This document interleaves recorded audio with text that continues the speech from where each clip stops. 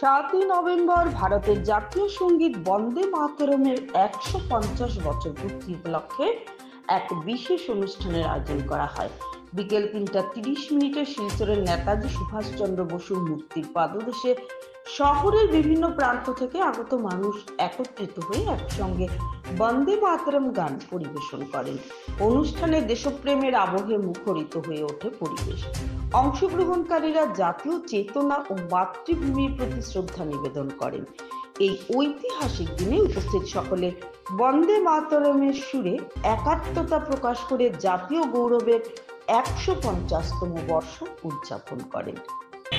আমরা আজকে শিলচর শহরের শিল্পী মহলের পক্ষ থেকে এবং বিভিন্ন সামাজিক সংস্থার পক্ষ থেকে নেতাজি সুভাষচন্দ্র বসুর মূর্তি পাদদেশে আমরা আজকে বন্দে মাতরমের 150 বছর পূর্তি উপলক্ষে আমরা এখানে সবাই মিলে খালি গলায় আজকে বন্দে মাতরম গান পরিবেশন করেছি। আমরা শ্রদ্ধা জানিয়েছি আমাদের শ্রদ্ধেয় বঙ্কিমচন্দ্র চট্টোপাধ্যায় মহাশয়কে এবং আমরা ভারত মাতা কি জয় ধ্বনি দিয়ে আজকে এই নিউ শিলচর অঞ্চলের এই রাঙ্গিখাড়ি পয়েন্টে আমরা আজকে শ্রদ্ধাঞ্জলি জ্ঞাপন করেছি এবং আমরা সবাই একইভাবে শহরের বিভিন্ন জায়গায় আজকে বিভিন্ন সংস্থা, সরকারি বেসরকারি সংস্থা আজকে এই দিনটি পালন করেছেন। আমরা আশা করি আমাদের এই দেশভক্তি আগামী দিনেও সমানভাবেই চলে।